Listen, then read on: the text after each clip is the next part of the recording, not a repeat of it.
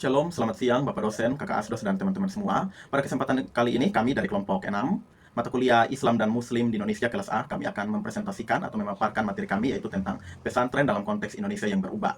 Nah, yang kita tahu bersama bahwa Indonesia mempunyai keragaman agama di dalamnya. Nah, salah satu agama yang ada di Indonesia yaitu agama Islam. Di dalam agama Islam sendiri terdapat dua organisasi besar di dalamnya, yakni NU dan Muhammadiyah. Nah, di samping itu, di dalam agama Islam terdapat lembaga pendidikan yang menerapkan sistem asrama bagi pelajarnya, yaitu pondok pesantren. Nah, pondok pesantren sendiri sebagai lembaga pendidikan yang tertua yang ada di Indonesia, itu bertujuan untuk menciptakan atau mempersiapkan kader-kader ulama dan pengembangan keilmuan Islam yang ada di Indonesia. Untuk itu, seperti apa sih pesantren dalam konteks Indonesia yang berubah itu? Nah, untuk itu kita masuk pada materi yang pertama.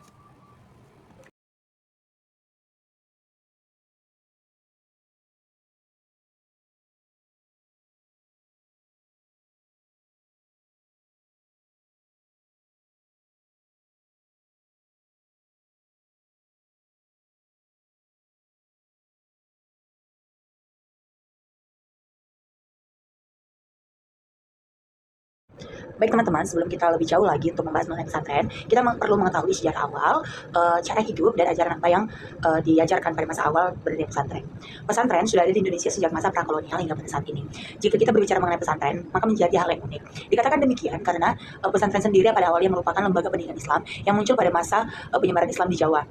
Masyarakat Jawa percaya bahwa pesantren berawal dari metode pengajaran agama yang digunakan oleh para wali songo yang dianggap sebagai tokoh Islam yang penting di Jawa gitu.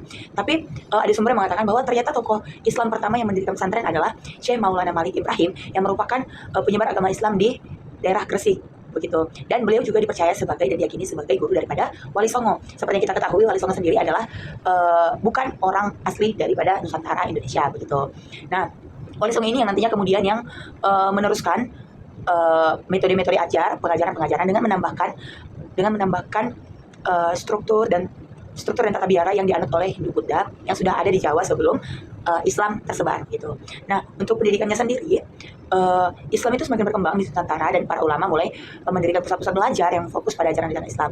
Pesantren mulai terbentuk sebagai pusat pengajaran agama yang dipimpin oleh seorang kiai, yang dimana kiai ini berperan sebagai guru dan memberikan pengajaran melalui studi Al-Quran, hadis, dan kitab kuning. Sistem pembelajarannya ini digunakan sebagai dengan metode halqah, yaitu dengan kiai membacakan dan menjelaskan kitab sementara santri-santri menghafal.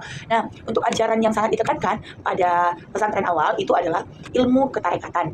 Ilmu ketarekatan adalah ilmu yang berhubungan dengan tasawuf, yang merupakan ilmu yang mendekatkan hubungan manusia dengan Allah. Hal ini dikarenakan karena kondisi pada sekitar abad 17 dan 18 itu, masyarakat masih erat hubungannya dengan hal mistik, sehingga hubungan dari kondisi ini membuat ada faktor luar pesantren yang menyangkut pada literatur keislaman. Literatur keislaman sendiri pun sangat langka di Jawa karena hubungan antar umat Muslim di Jawa itu kurang klop, kurang erat begitu, sehingga pada awalnya pemerintah kolonial Belanda itu memiliki celah untuk mengencarkan politik pecah belah sebagai bentuk dukungan untuk meredam dan memasukkan agama Kristen ke Indonesia. Demikian untuk sejarah.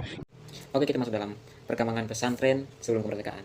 Nah, perkembangan pesantren pada saat ini, atau lebih tepatnya Indonesia, masih dijajah oleh kolonial Belanda yang berfokus pada penekanan pendidikan di Indonesia, terutama pesantren, agar tidak melahirkan generasi muda yang tangguh begitu.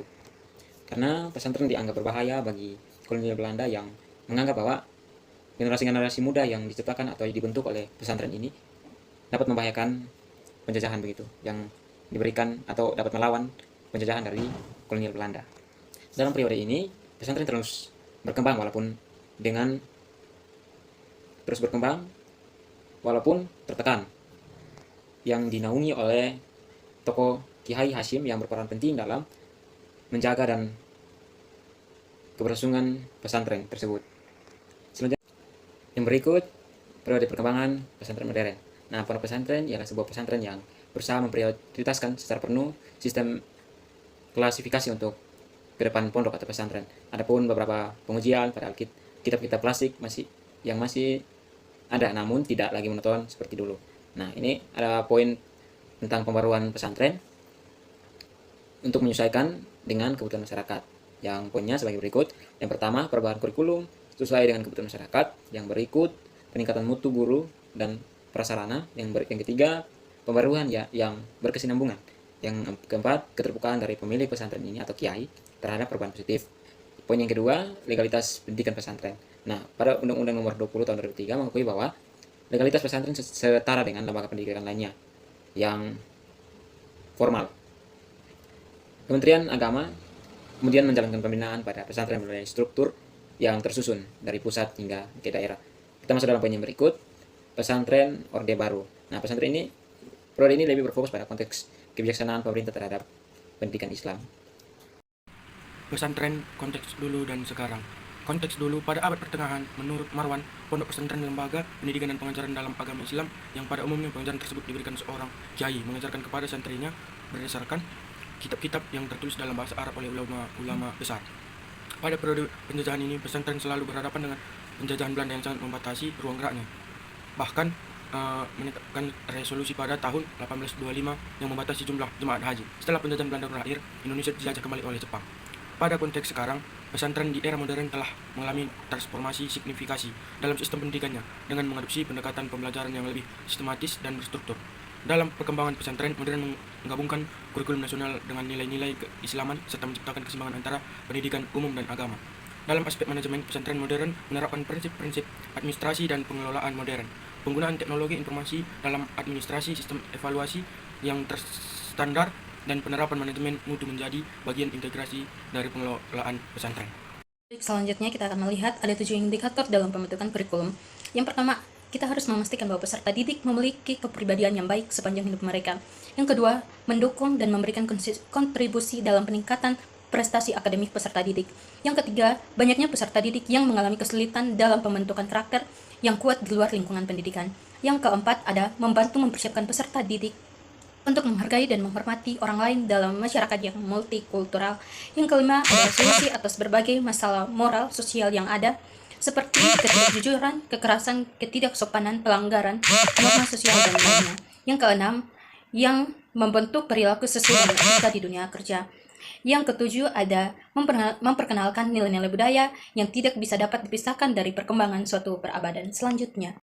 Yang berikut adalah peran pesantren dalam konteks budaya Indonesia, yakni dalam konteks dulu dan konteks sekarang. Yang pertama yang akan saya jelaskan adalah dalam konteks dulu. Peran pesantren sendiri merupakan lembaga pendidikan Islam yang ada di Indonesia, di mana lembaga pendidikan ini bersifat tradisional. Dan lembaga pendidikan ini juga merupakan bagian penting dari sistem pendidikan nasional di Indonesia, karena pesantren ini telah hadir sejak masa prakolonial, di mana organisasi ini sudah terbentuk sejak 300 sampai 400 tahun yang lampau. Di Indonesia sendiri, peran pesantren ini sangat besar, baik untuk peningkatan pengajaran Islam ataupun kepada bangsa Indonesia secara menyeluruh. Pesantren dihadirkan karena adanya kesadaran akan kewajiban dakwah Islamiyah. Kewajiban dakwah Islamiyah ini bertugas untuk dari pengesahan masyarakat atas kelebihan serta ketinggian pengetahuan seorang kiai. Oleh karena itu, banyak sekali orang dari luar daerah yang ingin datang untuk belajar di Pulau Jawa untuk mengembangkan ilmu keislaman mereka. Orang-orang yang tadi dijelaskan bahwa orang-orang yang dari luar daerah itu adalah mereka yang disebut sebagai para santri yang ingin datang ke Pulau Jawa untuk melanjutkan pendidikan mereka. Mereka sangat mandiri dengan hidup mereka, di mana mereka mengurus keperluan mereka sendiri, dan sejak dulu salah satu keperluan hidup mereka adalah seperti beras yang mereka bawa dari daerah mereka masing-masing. Pengajaran yang dilakukan oleh pondok pesantren mempunyai banyak nilai positif yang harus dipertahankan serta dimajukan, seperti terciptanya hubungan yang baik antara guru atau kiai atau ustadz dan murid atau para santri. Pada saat itu, pondok pesantren mengalami perubahan yang tidak tetap pada masa pasca kemerdekaan. Pada saat melaksanakan misi selaku penyebar generasi dari umat muslimin, yaitu ahli pada bidang yang melaksanakan keagamaan, ketika kiai pada saat itu disimbolkan sebagai seorang yang digambarkan oleh semua faktor masyarakat Islam, terjerat dalam politik praksis, dan dilihat dari munculnya partai politik yang ada pada saat itu dengan nuansa Islami peserta pemilu pertama tahun 1995. Salah satu contohnya adalah dengan lahirnya partai politik NU yang mewakili warga Nahdien. Pesantren adalah sebuah organisasi yang tertua di Indonesia yang selalu mempertahankan nilai-nilai pengajaran tradisional, di mana tercermin dari gambaran kehidupan para santri yang hidup dengan kesederhanaan pada saat itu. Tradisi pada saat itu juga adalah suatu hal yang sudah menjadi kebiasaan turun-temurun yang saat itu masih berlangsung di dalam kehidupan masyarakat pada saat itu. Tradisi juga bisa dikaitkan dengan budaya, dan salah satu yang menjadi keterkaitannya adalah karakter. Namun tradisi atau budaya yang bisa berubah tergantung dari kondisi perkembangan zaman. Dalam konteks pesantren, terkhususnya dalam pendidikannya di era peralihan ke masa modern. Model korelasi antara kiai dan para santri yang masih berpegang pada Ma'had Talim Al-Muta'alim, yaitu sebuah sistem pengajian tradisional pada pesantren yang melahirkan banyak santri yang unggul, di mana pengajian ini bersistem sorongan serta model mengaji berkah, Jika sistem pengajaran serta tradisi ini terus dijalankan, maka akan memberikan dampak positif bagi masyarakat Indonesia. Tetapi ketika banyak pendidikan baru yang bersifat modern dimunculkan, maka pengajaran tradisional ini perlahan-lahan akan ditinggalkan. Dari hasil usaha tradisi, budaya, model pengajaran klasik, serta model hubungan antara kiai sampai santri, para santri dan masyarakat, pesantren pada akhirnya mempunyai bentuk dan juga uraian yang khusus, yang bisa dilihat dalam model pengajarannya.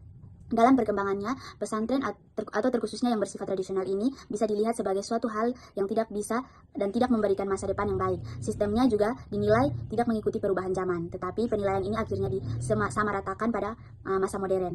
Kita juga bisa melihat bagaimana perubahan ada pada banyak pesantren yang ada di Indonesia sudah disamakan.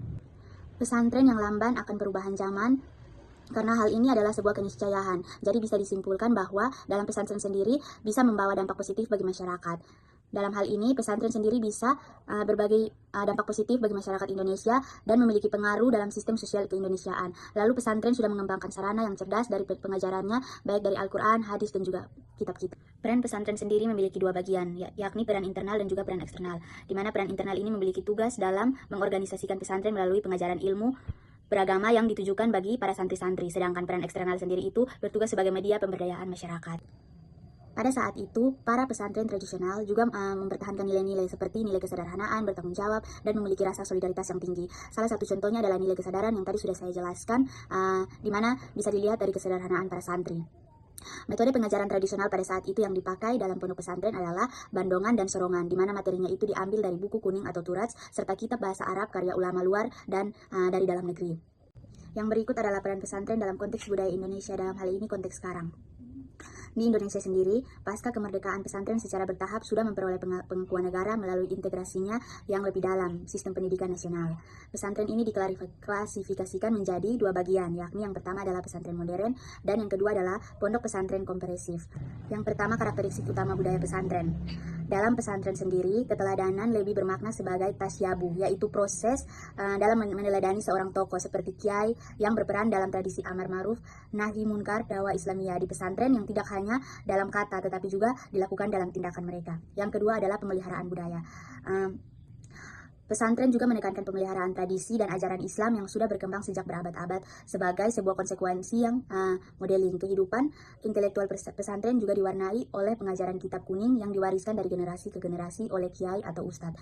Pengajaran kitab kuning ini menjaga kesinambungan tradisi Al-Qudim dan Al-Salih, yaitu ilmu agama dari periode klasik dan pertengahan. Yang berikutnya adalah budaya keilmuan yang tinggi. Pesantren ini juga sangat erat dengan proses pembelajaran yang mencakup pendidik, santri, dan juga fasilitas. Rujukan keilmuan di pesantren ini bersumber dari Al-Quran, hadis, dan juga para tokoh-tokoh Islam klasik seperti Imam Bukhari. Pendidikan di pesantren ini berlangsung 24 jam tanpa batasan waktu yang pasti, dan hubungan antara guru dan murid yang berlangsung seumur hidup sesuai dengan ajaran Nabi yang menekankan pencaharian ilmu dari lahir hingga mati. Islam ini juga menjadi landasan ideologis bagi para santri untuk bagaimana mereka bisa menekuni ilmu agama sebagai petunjuk hidup yang bermanfaat di dunia dan akhirat.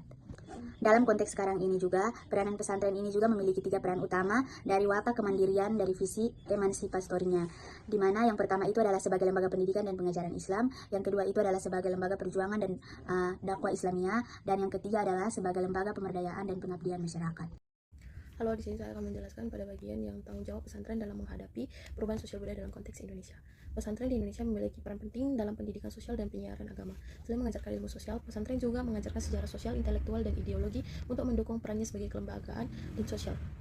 Pesantren dikenal karena integritasnya dengan lingkungan sekitar dan dianggap sebagai komunitas ideal dalam hal moral keagamaan. Sebagai agen perubahan sosial budaya, pesantren berperan dalam 3 jalur utama, yaitu yang pertama, ta'afuruh fil aldin, yaitu menguasai ilmu agama secara mendalam dan melengkapinya dengan pengetahuan umum untuk memberikan wawasan yang lebih luas. Yang kedua, pengajaran kitab kuning, artinya pendekatan kritis, terbuka, dan dialogis tanpa dogmatisme. Dan yang terakhir ialah penamaan akhlak al-karimah, lingkungan pesantren yang heterogen mendukung terciptanya hubungan yang harmonis. Terima kasih. Nah, kita masuk pada materi yang berikut, yaitu pesantren sebagai agent civic pluralism. Nah, di sini ada 3 poin penting yang dapat kita pelajari. Nah, yang pertama itu pesantren mengajarkan ilmu agama dan juga nilai-nilai toleransi dan juga kerukunan antar umat beragama. Nah, pesantren sebagai agent civic pluralism itu memiliki peran penting sebagai agen yang terutama untuk menjawab konteks keragaman etnis, budaya, dan agama yang ada di Indonesia.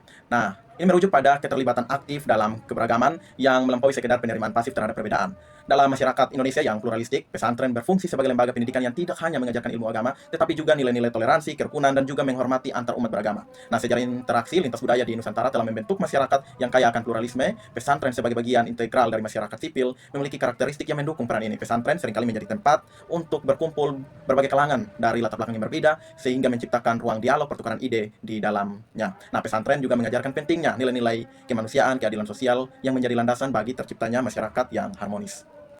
Kedua, pesantren dengan pendekatan pluralisme yakni melihat keberagaman sebagai kekuatan. Nah, dalam menyikapi persoalan pluralitas, terdapat 4 pendekatan yang dapat diambil. Yang pertama itu eksklusif, yang kedua asimilasi, yang ketiga destruksi, dan keempat itu pluralisme. Nah, pendekatan eksklusif cenderung menolak keberagaman, sedangkan asimilasi berusaha menyatukan perbedaan menjadi satu kesatuan yang homogen. Yang ketiga itu destruksi. Nah, itu berupaya menghilangkan perbedaan dengan cara yang agresif. Namun, pesantren mendorong pendekatan yang terbuka, yaitu pendekatan yang pluralisme. Nah, yang tentu mengakui dan merayakan keberagaman sebagai kekuatan. Mengapa sebagai kekuatan? Karena di sini pesantren berperan dalam membangun kesadaran akan pentingnya hidup berdampingan secara damai. Peran pesantren sebagai agen civic pluralism juga terlihat dalam upaya mereka untuk menjaga perdamaian dan keharmonisan di tengah tantangan yang dihadapi oleh masyarakat Indonesia. Nah, terutama dari kelompok-kelompok yang radikal yang mungkin mengancam stabilitas sosial, pesantren berfungsi sebagai benteng yang mengedukasi generasi muda tentang pentingnya toleransi dan juga menghormati serta memberikan pemahaman yang lebih dalam tentang ajaran agama yang moderat. Dengan demikian, pesantren tidak hanya berperan sebagai tempat atau lembaga pendidikan yang mengajarkan nilai-nilai agama saja, tetapi sebagai agen perubahan sosial yang aktif, sehingga keberagaman itu dapat dilihat sebagai kekuatan. Ketiga, karakteristik pesantren yang inklusif terlihat dari pengajaran tentang nilai-nilai yang universal. Nah, karakteristik pesantren yang mendukung peran ini meliputi kurikulum yang tentu terbuka atau inklusif, pengajaran juga yang berbasis pada nilai-nilai yang universal, serta keterlibatan aktif dalam kegiatan sosial yang melibatkan berbagai elemen masyarakat. Nah, pesantren seringkali mengadakan dialog antar beragama, seminar, dan juga kegiatan sosial yang bertujuan untuk memperkuat hubungan antar umat beragama. Selain itu, pesantren juga berperan dalam membangun jaringan dengan lembaga-lembaga lain, baik di tingkat lokal maupun nasional, untuk memperkuat pesan toleransi dan juga persoalan pluralisme beragama. Dengan demikian, pesantren sebagai agen civic pluralisme memiliki tanggung jawab yang besar dalam membentuk masyarakat yang toleran dan harmonis. Nah, melalui pendidikan dan pengajaran nilai-nilai pluralisme, pesantren diharapkan dapat menjadi kekuatan yang mendorong terciptanya masyarakat yang saling menghormati dan hidup berdampingan meskipun ada dalam suatu keberagaman dalam menghadapi tantangan. Maka peran pesantren sebagai agen civic pluralism menjadi sangat relevan di dalam konteks kita guna untuk menjaga keutuhan dan kedamaian masyarakat yang ada di Indonesia. Jadi dapat disimpulkan bahwa pondok pesantren merupakan salah satu lembaga pendidikan tertua di Indonesia, dengan peran yang sangat penting dalam pendidikan keislaman dan pembentukan moral di masyarakat. Sejak awal pendiriannya pada masa prakolonial, pesantren telah menjadi tempat pendidikan agama dan penyebaran dakwah. Sistem pendidikan di pesantren umumnya bersifat tradisional dengan metode pengajaran kitab klasik dan pola asrama yang mendekatkan santri dengan kiai sebagai guru utama. Dalam perjalanannya, pesantren mengalami berbagai tantangan, terutama pada masa penjajahan Belanda yang memandang pesantren sebagai ancaman terhadap upaya kristenisasi dan kolonialisme. Setelah Indonesia merdeka, pesantren mendapatkan pengakuan dari pemerintah dan mulai berperan aktif dalam pembangunan nasional serta pembentukan sumber daya manusia yang berlandaskan nilai-nilai keislaman. Dengan kebijakan yang mendukung, pesantren menjadi bagian dari sistem pendidikan nasional dan beradaptasi dengan perkembangan zaman. Pesantren modern kini menggabungkan kurikulum asrama dengan pelajaran agama dan pelajaran umum, menciptakan keseimbangan antara pendidikan agama dan pendidikan formal. Hal ini memperkuat pesantren dalam menghadapi globalisasi dan kebutuhan masyarakat modern. Selain sebagai lembaga pendidikan, pesantren juga berfungsi sebagai pusat pemberdayaan masyarakat, dengan program-program yang mendukung perkembangan sosial, ekonomi, dan pendidikan di lingkungan sekitar. Sebagai agen perubahan sosial budaya, pesantren berperan dalam menjaga keharmonisan di masyarakat, mengajarkan toleransi, dan menjadi pelopor civic pluralism. Pesantren mendukung pendekatan pluralisme dengan menyikapi keberagaman, sehingga pesantren tidak hanya mengajarkan ilmu agama, tapi juga menanamkan nilai-nilai toleransi dan saling menghormati. Pesantren terus menyesuaikan diri dengan perubahan sosial dan kebutuhan zaman, sambil mempertahankan identitas keislamannya, menjadikannya sebagai lembaga pendidikan yang tidak hanya berorientasi pada agama, tetapi juga pada pembentukan generasi yang berkarakter dan berkompeten di berbagai bidang kehidupan.